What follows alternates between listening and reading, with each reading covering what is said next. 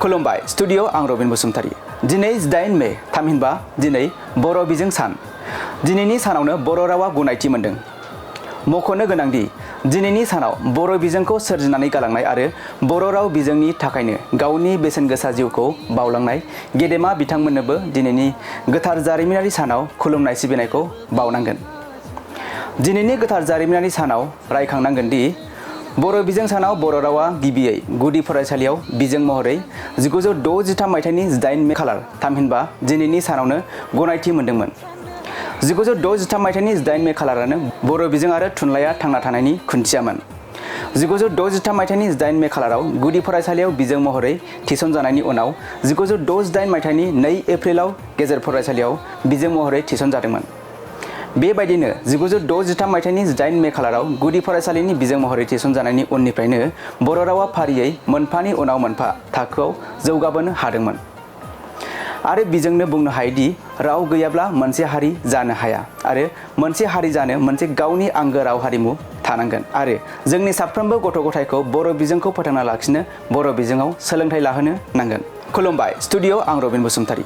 दिनै 8 मे थामहिनबा दिनै बर' बिजों सान।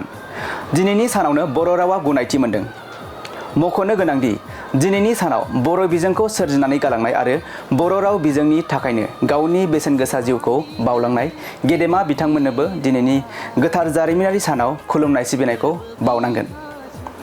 दिनैनि गोथार जारिमिनारि सानाव रायखांनांगोन दि बर' बिजों सानाव बर' रावा गिबियै गुदि फरायसालियाव बिजों महरै 1963 मायथाइनि 8 मे खालार थामहिनबा दिनैनि सानावनो गनायथि मोनदोंमोन। 1963 मायथाइनि 8 मे खालारानो बर' बिजों आरो थुनलाइया थांना थानायनि खुन्थियामोन।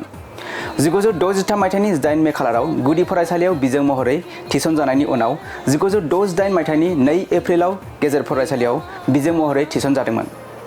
बेबायदिनो 1963 मायथाइनि 8 मे खालाराव गुदि फरायसालिनि बिजों महरै थिसनजानायनि उननिफ्रायनो बर' रावा फारियै मोनफानि उनाव मोनफा थाखोआव जौगाबोनो हादोंमोन। आरो बिजोंनो बुंनो हायोदि राव गैयाब्ला मोनसे हारि जानो हाया आरो मोनसे हारि जानो मोनसे गावनि आंगो राव हारिमु थानांगोन आरो जोंनि साफ्रोमबो गथ' गथायखौ बर' बिजोंखौ फोथांना लाखिनो बर' बिजोङाव सोलोंथाइ लाहोनो नांगोन। मोनसे गोजोनथाव खौरां। क'क्राझार सहरनि जेडि रडजों नांजाबनाय सुदेमपुरि गांजेमा बाजाराव थानाय आइ आफा मेड लाइफ बिएम हस्पिटालाव बेराम सोखानो हानायनि गोबां खाबुफोर दं। जेरै नोंथाङा आइ आफा मेड लाइफ बिएम हस्पिटालाव गासै समावनो इमारजेन्सि डक्टर्सफोरखौ एभेलेबल मोननो हागोन।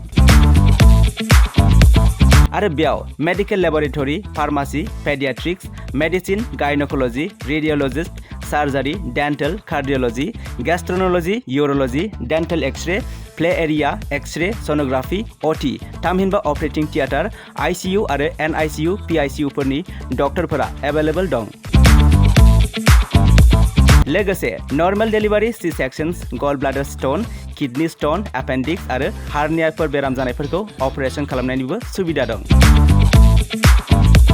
आइ आफा मेड लाइफ बिएम हस्पिटालाव सप्ताफ्रोमबो फार्मासिजों लोगोसे लेबरेटरि आरो सप्ताफ्रोमबो इमारजेन्सि सार्भिसजों लोगोसे 24 घन्टा जेब्लायबो खुलायै थागोन आरो बेयाव लांलाय लाबोलाय खालामनो थाखाय एम्बुलेन्सनि सार्भिसबो थागोन। बेनिखायनो ओनसोलनि सुबुंफोरा बेराम आजारफोरजों भुगिनानै दंब्ला क'क्राझार सहरनि आइ आफा मेड लाइफ बिएम हस्पिटालाव फाहामथाय लाफैनो हागोन। लोगोसे नोंथाङा 9101655430 एबा 8822688026 बे जानबुं नम्बरनि गेजेरजों थोंजों कल खालामना आबुङै खौरां लाहरनो हागोन।